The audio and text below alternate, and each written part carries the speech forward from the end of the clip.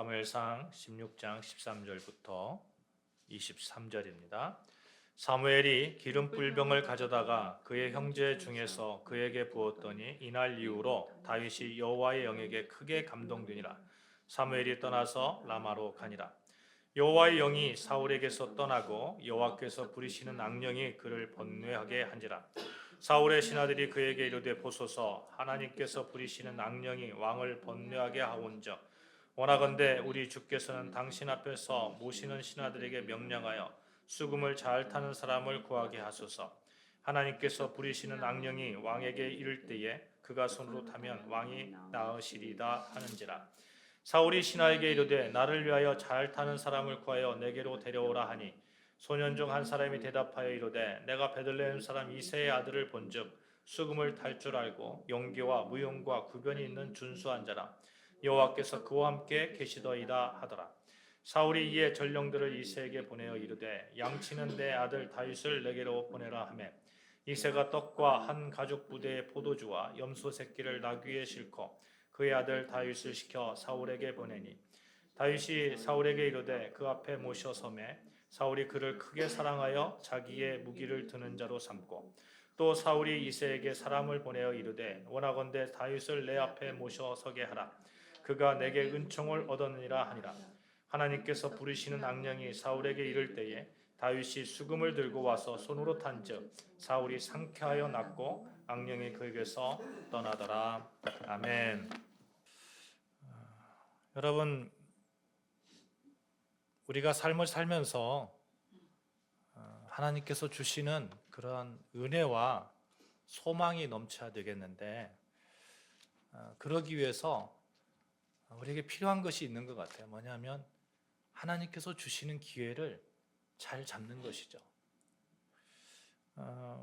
인간이 사용할 수 있는 자원 중에서 가장 강력한 자원, 바로 기회가 되지 않을까 하는 그런 생각을 해봅니다.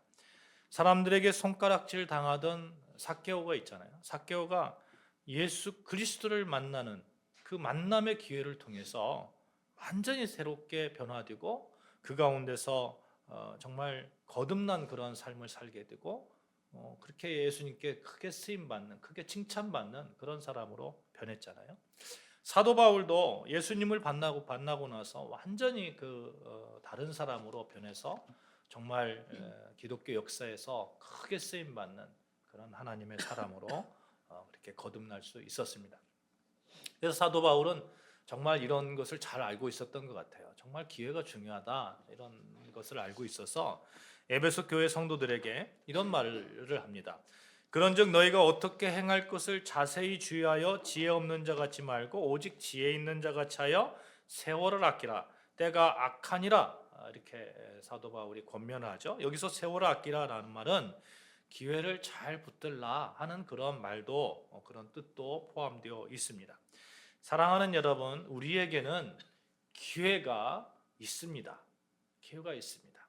바로 예수 그리스도입니다. 예수 그리스도를 꼭 붙들면 우리에게 무한한 기회가 펼쳐질 줄로 믿습니다. 삶이 바뀌고 생각이 바뀌고 불안이 평화로 바뀌고 불평이 감사로 바뀌게 될 것입니다. 그러니 어떠한 일이 있더라도 예수 그리스도를 꼭 붙드십시오. 그것이 이 진리의 기회를 놓치지 않는 유일한 방법이 될 것입니다.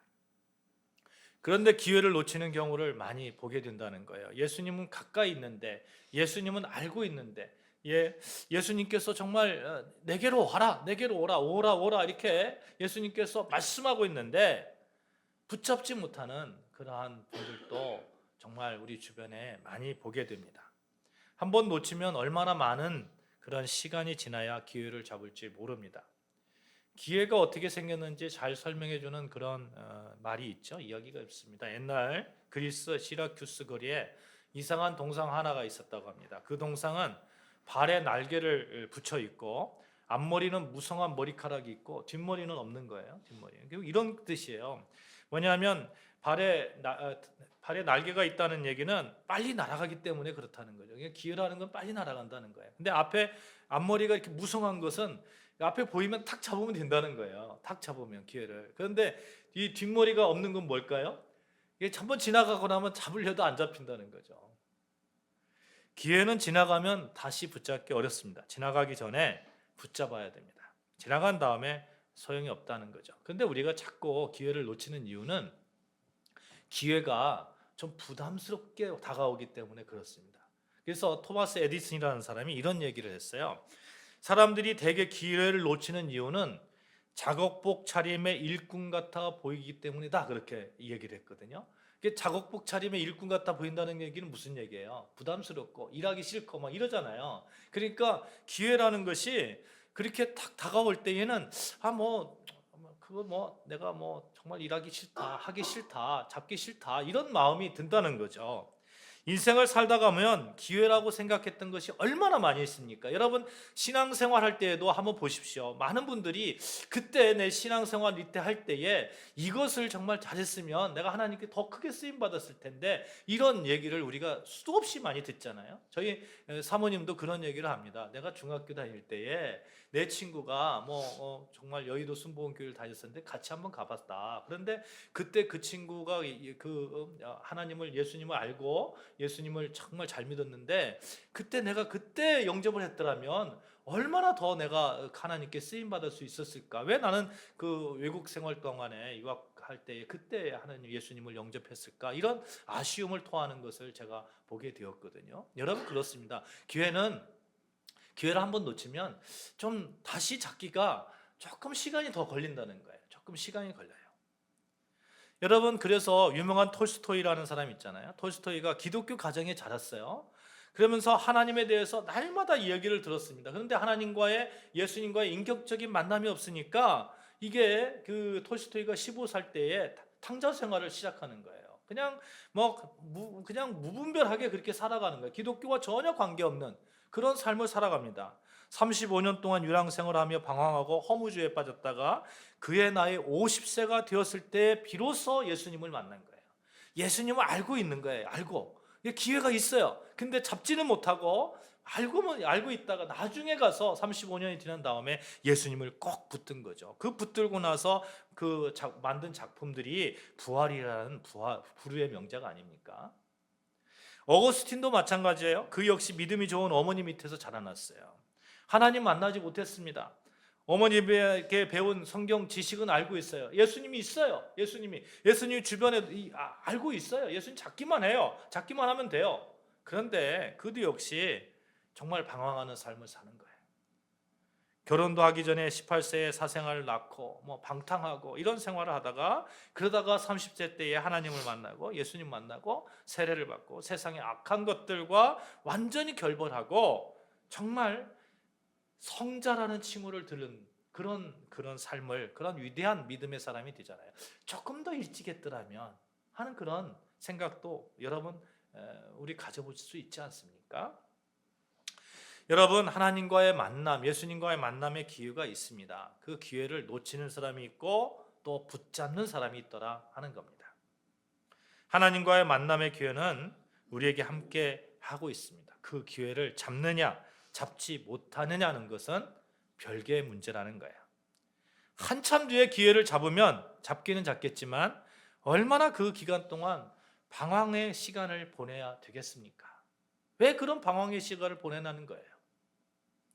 톨스토이가 15세 하나님을 만났다면, 어거스틴이 어린 나이에 하나님을 만났다면, 예수님을 만나고 영접했다면, 기회를 잡았다면 하나님의 사랑을 어려서부터 누릴 수 있는 그 축복이 넘치지 않았겠어요? 그래서 다윗이 이런 말을 합니다. 시편 34편 8편에 8절에 너희는 여호와의 선하심을 맛보아 알지어다. 여호와의 선하심을 맛보아 알지어다. 너희는 야훼의 선하심을 맛보아 알지어다. 너희는 예수 그리스도의 선하심을 맛보아 알지어다. 너희는 성령의 능력을 맛보아 알지어다. 맛보다는 것은 체험한다는 그런 얘기잖아요. 그 기회를 놓치지 말라는 거예요. 예수님 꼭 붙들고 하나님 꼭 붙들고 성령님의 능력에 함께하면 맛보아 알 수 있다니까요. 맛보아. 사랑하는 여러분, 예수님과의 만남, 하나님과의 만남, 그 만남의 기회가 우리에게 있습니다. 지금 예배드리는 이 시간에도 그 진솔한 만남의 장소잖아요. 이 장소에서 하나님의 선하심을 맛보아하시는 여러분과 저 되어지시기를 주님의 이름으로 축복합니다. 아멘. 우리의 삶 가운데서 예수 그리스도를 우리가 믿는다고 고백한다면 그 예수 그리스도의 보혈의 피를 맛보아하는, 성령의 능력을 맛보아하는 그런 축복이 우리 삶 가운데 있어야 되겠다 하는 것입니다. 사울은 여거에 실패한 거예요. 하나님께서 주신 기회를 잃어버린 겁니다.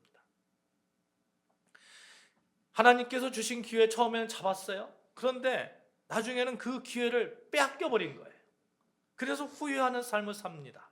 한때 겸손하였던 이스라엘 첫 번째 왕 사울은 어느새 교만의 배가 불렀던 거예요. 그래서 하나님의 명령에 불순종합니다. 제사를 핑계로 하나님이 그 멸하라고 했던 그 전리품들 있잖아요. 그 전리품을 자기가 취합니다. 자기가 취해요. 이것은 좀 나누는 거예요. 이거 다 없애라 그랬는데 하나님이 그러지 않고 이건 좀 좋아 보입니다. 하나님 이거 좋아 보이니까 이거 하나님께 제가 올려드리겠습니다. 나머지는 제가 갖겠습니다. 이런 거죠. 이런 겁니다.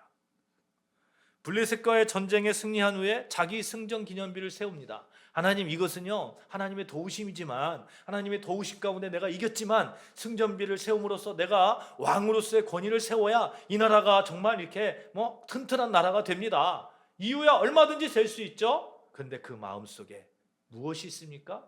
교만이 있는 거예요. 교만이. 또한 왕이라는 신분을 이용하여 제사장이 드릴 수 있는 제사까지 자기 마음대로 드리지 않습니까? 이 모든 일련의 사건을 통해서 하나님은 사울에게 주셨던 왕으로서의 이스라엘을 섬길 수 있는 기회를 박탈하기로 결정하셨던 거죠. 여러분, 모든 기회를 잃어버린 사울 결국 어떻게 되었습니까? 하나님의 신이 떠났다고. 하나님의 신이 떠났다고. 떠났으면 그 다음에 뭐가 들어오는 거예요? 그 빈 공간에 악령이 들어오는 거예요. 악령이. 하나님의 신이 떠나니까 악령에 사로잡혀서 남은 일생을 불행히 지내야 되는 그 사울. 여러분, 그 사울의 모습 보이지 않습니까? 늘 그래서 우리는 예수 그리스도와 붙어있는 삶, 그 기회를 늘 찾으려고 하는 그런 삶이 되어야 됩니다. 한번 기회를 잡았다고 나는 이제 끝이야, 나는 이제 완전히 구원받았으니까 나는 다 끝이야, 이게 아니라는 거예요. 늘 삶 가운데서 그 기회를 놓치지 않으려고, 기회를 딱 잡았는데 그 잡은 기회를 붙들고 있어야지. 이걸 탁 놔버려요? 한 1년 있다 탁 놔버려요?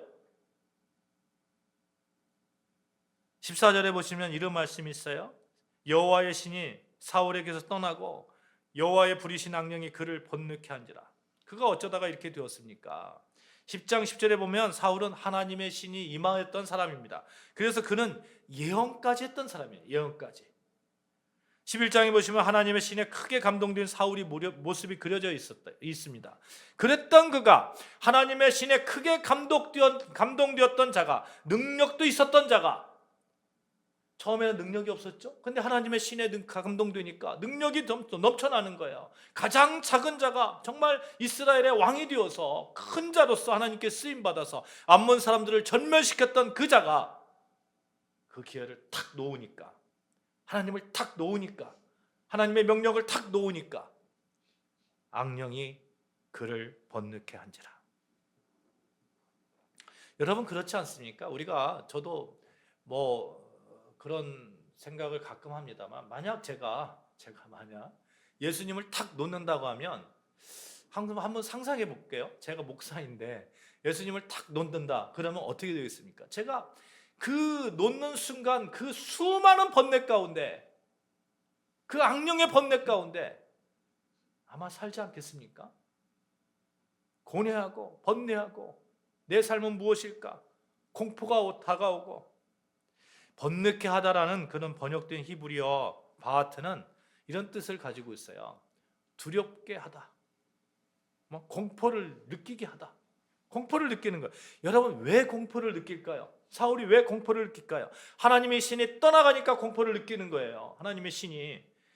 독재자들이 언제 구테타를 일어나서 자기가 쫓겨날까 봐 공포를 느끼잖아요. 마찬가지입니다. 하나님의 신이 떠나가니까 이제는 하나님께서 보호해 주시지 않음을 정말 직감적으로 아는 겁니다. 직감적으로, 본능적으로 알고 있는 거예요. 본능적으로. 나는 이제 혼자 싸워야 된다. 누구 하나 도와주는 사람이 없다. 하나님의 신이 떠난 사건, 사울의 인생에 있어서 가장 중대한 분수령이 되는 겁니다. 창세기에 보면 아담과 하와가 하나님의 명령을 어기죠. 명령을 어기고 선악과를 따먹습니다. 그리고 그들이 취한 행동이 있습니다. 두려워서 숨습니다. 두려워서. 하나님의 명령을 어기니까 두려워서 하나님이 야 너희들 왜 거기 있니? 그러니까 두려워서 숨었나이다. 두려워서. 하나님의 신이 떠나가면 두려움이 우리 삶 가운데 밀려오는 거예요. 이제 나는 혼자다. 나는 고아 같다. 직감적으로 알고 있는 거예요. 사랑하는 여러분, 사울에게서 성령이 떠났을 때 그는 어린아이와 같은 연약한 존재가 되었다는 사실을 기억해야 됩니다. 그러므로 이 땅에 살면서 절대로 놓치지 말아야 되는 것은 이 기회라는 것. 예수 그리스도, 내 삶의 기회되는 예수 그리스도, 이 예수 그리스도를 절대로 손에서 놓으면 안 되는 거예요. 꼭 붙들고 있어야 돼요. 손으로 꽉 안고 있어야 돼요. 예수님, 제가 예수님 사랑합니다. 예수님, 정말 내 삶에 예수님의 능력이 필요합니다. 꼭 안고 있어야 되는 거예요. 그리스도인으로서 예수님과 함께함으로 그것만큼 중요한 것이 어디가 있습니까? 하나님의 백성으로 사는 것만큼 중요한 것이 어디가 있습니까? 성령의 임재하심을 받는 자로 성령님과 함께하는 만큼 중요한 것이 어디가 있습니까?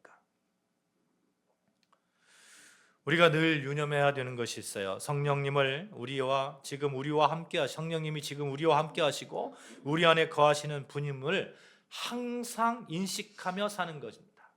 꼭 붙드는 거예요. 멀리 계시는 분이 아니라는 거예요. 그렇게 될 때에 우리는 그분과 우리의 모든 것을 의뢰하는 그런 삶을 살 수가 있습니다. 성령 하나님과 의논할 수 있다는 거예요. 여러분, 의논하려면 누군가 제가 이문섭 집사님과 이렇게 의논하려고 하면 어떤 것이 먼저 이렇게 선행돼야 될까요? 제가 여러분과 집사님들과 아니면 딸과 아내와 여러 성도들과 의논하려면 어떤 것이 선행돼야 됩니까? 신뢰가 선행돼야 돼. 신뢰가. 내가 믿지 않는데 저 사람 믿지 않는데 내가 무슨 의논을 합니까? 내가 혼자 하지. 의논해가지고 나쁜 얘기하면 내가 거기로 갈 거예요. 그래서 의논한다는 것은 신뢰한다는 의미를 가지고 있어요. 신뢰한다는 의미는 도움을 받을 때에 도움을 그 사람이 제시할 때에 내가 그 제시된 도움에 대해서 내가 따라간다는 의미를 갖고 있는 거예요. 그죠? 저 사람이 내가 의논해가지고 이렇게 해봐. 그러면 네 알겠습니다 하고 신뢰하니까 그렇게 가는 거예요. 마찬가지죠. 우리 하나님과 의논한다는 것은 그분을 신뢰한다는 의미를 가지고 있잖아요. 신뢰한다는 것은 그분의 말씀에 따르겠다는 의미예요. 그분의 말씀에 따르지 않으면서 의논한다? 따르지 않으면서 신뢰한다고 말한다? 그래서 여러분 이렇게 한번 고백해 봅시다. 신뢰는 순종이다. 시작. 신뢰는 순종이다. 신뢰는 순종이에요. 사울은 여기에 실패한 거예요. 하나님을 안다고 하는 거예요. 하나님 신뢰한다고 하는 거예요. 신뢰한다고 하는 거예요. 하나님께서 나를 도와주셔야 내가 전쟁에서 이길 수 있다고 하는 겁니다. 그래서 내가 하나님의 마음을 내가 정말 얻기 위해서 내가 제사라도 드리겠다는 거예요. 그런데 정작 하나님께서 명령하신 그 명령에 순종하지 않는 거예요. 사울의 실패, 우리가 정말 생각해 봐야 됩니다. 사울이 하나님을 끝까지 믿고 신뢰했다면 사무엘이 약속한 날에 조금 늦어도 사방으로 적군들이 둘러싸여 있어도 백성들은 자기를 떠나 흩어지려 할 때도 하나님이 계시니 그는 절대로 하나님 말씀 앞에 순종했을 것이라는 겁니다. 제사장만이 드릴 수 있는 그 제사를 감히 어떻게 드릴 수 있겠습니까? 제사장이 특권이어서가 아니에요. 제사장이 특권이어서가 아니고 하나님의 명령이기 때문에 그렇습니다. 하나님의 명령이기 때문에. 사랑하는 여러분, 오늘날 그리스도인의 위기는 가난도 아니고 사업 실패도 아니고 건강을 잃은 것도 아니고 부함도 아니고 지식이 많음도 아닌 것 같아요. 지식이 적은 것도 아닌 것 같아요. 그리스도의 위기는 하나님이라고 고백하면서 하나님을 신뢰하지 않는다는 것, 신뢰한다고 고백하면서 하나님의 말씀에 따르지 않는다는 것인 것 같아요. 그 가운데 하나님의 영이 떠나가면 어떻게 합니까? 하나님은 알고 있는데 하나님의 영이 떠나가는 거예요. 영적 빈곤에 빠지는 것입니다. 하나님의 은혜가 떠나가는 것, 성령 충만하지 못할 때 위기가 다가오는 거 아니겠습니까? 다른 말로 하나님의 영이 우리와 함께하면 늘 우리의 삶은 기회가 있다. 기회가 있다. 하나님의 신이 항상 머물러 있으면 성령님의 인도함을 받으며 삶의 희망이 보이고 능력이 나타나고 간증거리가 생기고, 그러므로 우리들은 하나님의 그 신으로 충만하기를 늘 구해야 되고 절대로 예수 그리스도라는 그 기회를 손에 꼭 붙들고 있어야 된다는 겁니다. 그래야만 늘 어떤 상황 속에서도 어떠한 아픔 가운데서도 기회가 다시 생길 수 있다 하는 겁니다. 사울은 참으로 안타까운 사람이 되었습니다. 하나님의 영이 떠나가니 이제는 악령이 그를 번뇌하게 합니다. 교만과 불순종으로 하나님의 권세에 대적하던 사울에게서 하나님의 영이 떠났습니다. 더 정확하게 말하면 사울에게서 하나님의 은혜를 거두가신 거예요. 그와 동시에 악령이 그에게 임하여서 한없이 부끄러운 세월을 보내야 됐습니다. 하나님이 성경에 보면 하나님이 부리신 악령이라고 기록되어 있잖아요. 하나님이 부리신 악령. 그러니까 사울에게서 하나님의 영이 떠나면서 동시에 하나님이 부리신 악령이 그를 이렇게 번뇌케 하였다, 두려움에 쌓이게 했다는 거죠. 사울을 번뇌케 한 악령, 하나님이 부리신다고 성경에서 말하고 있는데 원래 사탄이란 그 존재가 하나님을 섬기도록 만들어진 그런 피조물 아닙니까? 그렇죠? 그런데 하나님을 경배하며 섬기는 것을 만족하지 못하고 하나님 위해서 하나님 보좌를 차지하고 싶은 마음에 하나님께 반역하였잖아요. 그래서 몰락했습니다. 그때부터 계속해서 사탄은 자신의 왕국을 건설하기 위해서 세상 가운데서 역사하고 있습니다. 그러나 그 가운데서도 하나님은 그를 사용하신다는 거예요. 하나님께서 부리신다는 거예요. 사탄을 도구로 사용하신다는 겁니다. 그가 아무리 하나님의 역사를 방해하려 할지라도 결국 그들이 하는 일이 하나님의 목적과 의도를 따라서 하나님의 명령을 이루고 있다는 사실, 우리가 기억해야 됩니다. 사탄은 하나님이 허락하시는 능력 외에 전혀 아무런 힘도 쓸 수 없는 존재입니다. 그래서 우리는 무서워할 필요가 없는 거예요. 사탄을 무서워할 필요가 없어요. 이단 종교 중에 귀신론을 말하는 종교가 있거든요. 조금 무슨 일이 있으면 너 귀신 들려서 그래. 귀신에 너를 지배해서 그래. 이렇게 말을 하는데 여러분 우리는 사탄의 존재에 대해서, 그 어떤 다른 존재에 대해서 절대로 두려워할 필요가 없습니다. 왜요? 우리 안에는 예수 그리스도가 있으니까. 그들을 다스리는 예수 그리스도가 있으니까. 요한일서 4장 4절에 보면 너희 안에 계신 이가 세상에 있는 것보다 크심이라 이렇게 말씀합니다. 너희 안에 계신 이가 세상에 있는 것보다, 세상에 있는 것, 사탄 어떤 것보다 크다는 겁니다. 누가요? 내 안에 계신 예수 그리스도. 아무리 사탄이 강한 것처럼 보이지만 하늘과 땅의 모든 권세를 가지신 예수 그리스도의 발등상에 불과한 것입니다. 아이러니하게도 하나님께서 당신의 권세를 대적하는 사탄을 사용하신다는 것. 그러면 사탄을 어떻게 사용하시는가 한번 볼까요? 고린도후서 12장에 보면 바울에게 한 가지 육체의 가시가 있었는데 그것을 위해서 여러 번 간구했습니다. 근데 사라지지 않는 거예요. 그때 바울이 이렇게 고백합니다. 여러 계시를 받은 것이 지극히 크므로 너무 자만하지 않게 하시려고 내 육에서 가시 곧 사탄의 사자를 주셨으니 이는 나를 쳐서 너무 자만하지 않게 하려 하심이라. 하나님께서 어떻게 하신다고요? 사탄의 사자를 주셔가지고 나를 교만하지 않게, 나를 자만하지 않게, 그래서 자만하지 않아서 예수 그리스도를 더 꼭 붙들 수 있도록. 할렐루야, 할렐루야. 그렇지 않습니까? 그만큼 하나님께서 나를 사랑하신다는 것. 여러분 정말 눈물 날 정도로 하나님의 사랑이 느껴지지 않습니까?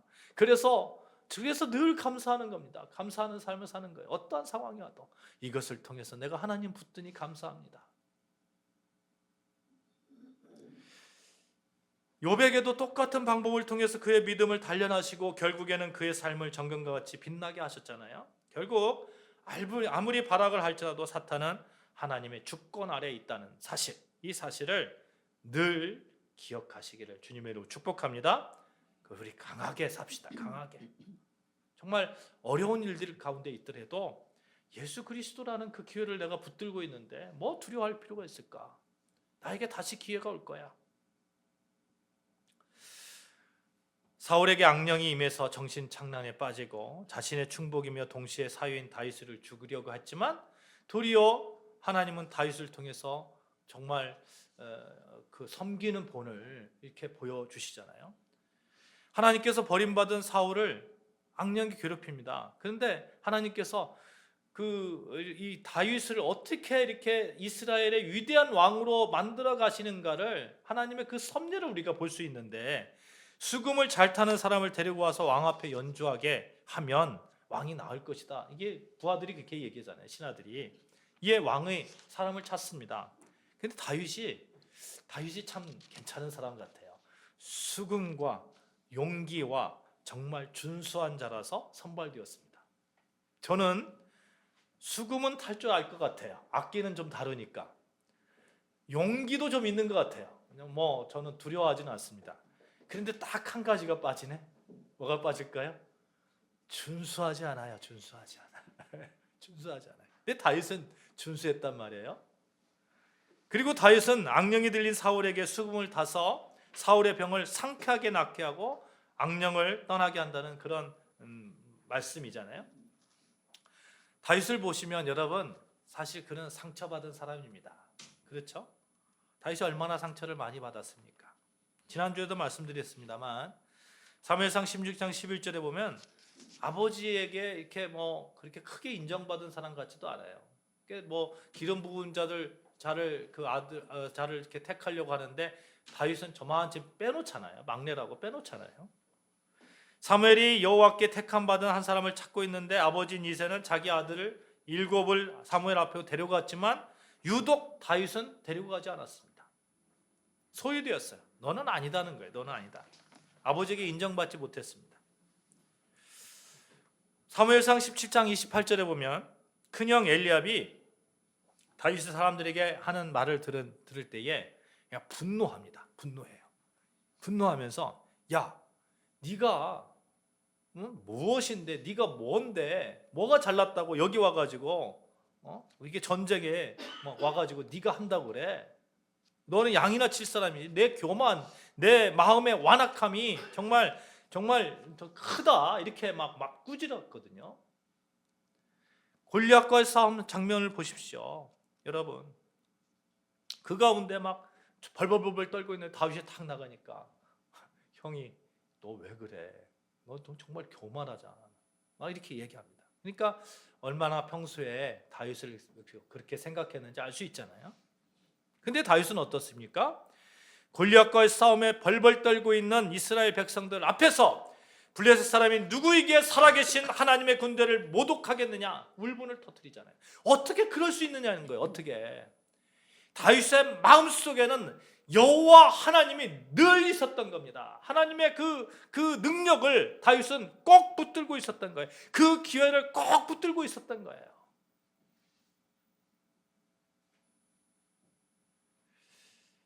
가만히 보면 사울 왕도 상처받은 사람이고 다윗도 상처받은 사람입니다. 사울 왕은 하나님께 그렇게 버림받았잖아요. 어떻게 보면 상처받았죠. 다윗도 아버지에게 버림받았잖아요. 또 버림받았다기보다 좀 소외되었잖아요. 형들에게도 인정받지 못했잖아요. 그래서 그 상처받은 것은 똑같음에도 불구하고 여러분, 한 사람은 정말 위대하게 쓰임받고 한 사람은 버림받았다는 거예요. 이 사실을 우리가 늘 기억해야 됩니다.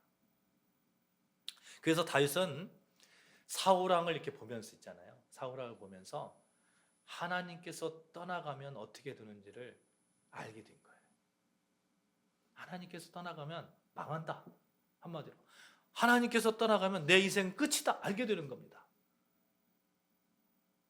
그래서 시편 51장에 보면 51편에 보면 다윗이 이렇게 다윗의 시가 있는데 그 시가 어떤 시냐면 다윗과 밧세바가 동침한 후에 나단 선지자가 와가지고 막 꾸지람하거든요. 막 꾸지람할 때에 그때 참여하면서 회개하면서 그때 이렇게 자기의 죄악을 회개하면서 쓴 그런 시편입니다. 51편 11절 제가 봉독해 드리겠습니다. 나를 주 앞에서 쫓아내지 마시며 나를 주 앞에서 쫓아내지 마시며 주의 성령을 내게서 거두지 마옵소서. 주의 성령을 거두지 마옵소서. 하나님께서 주신 이 기회를 나 놓치고 싶지 않습니다. 하나님 이것만큼은 꼭 붙들고 싶습니다. 왜 그렇게 기도했을까요? 사울을 보고 알고는 거예요. 사울을 보고. 절대로 하나님만큼, 예수 그리스도만큼은, 성령의 능력만큼은 내가 놓쳐서는 안 되겠다. 내가 비록 하나님을 붙들 수 있는 그런 자격은 없지만, 내 죄 가운데 그런 자격은 없지만 나는 절대로 그래도 놓치지 않을 거야. 내가 회개하면서 참여하면서 예수 그리스도 붙들 거야. 그런데 여러분 보십시오. 국민 소득이 몇만 달러 되고 뭐 잘 먹고 잘 사니까 이제는 어떻게 합니까? 나 혼자도 되겠네? 나 혼자도 되겠네? 얼마나 많이 우리가 그런 경우를 보게 됩니까? 사랑하는 여러분, 말씀을 맺겠습니다. 예수 그리스도와 함께 우리의 삶이 최고가 될 수 있습니다. 왜냐하면 예수 그리스도가 우리 삶의 기회가 되기 때문에 그렇습니다. 예수님과 함께하면 하나님의 능력이 우리에게 덧입혀집니다. 성령께서 도와주십니다. 할 수 있도록 도와주시고요. 모든 세상의 어려움을 이겨나갈 수 있는 길을 열어주십니다. 이미 우리는 기회를 붙들고 있는 거예요. 예수 그리스도를 붙들고 있는 거예요. 이 기회를 꼭 붙들고 일평생 붙드시고 죽어가는 그 순간까지도 예수 그리스도를 붙드시고 그러면서 하나님께서 주시는 그 기회를 늘 소망하면서 이루어 가시는 여러분과 저의 삶, 우리 아름다운 교회 되어지기를 주님의 이름으로 축복합니다. 아멘. 기도하시겠습니다. 하나님 아버지,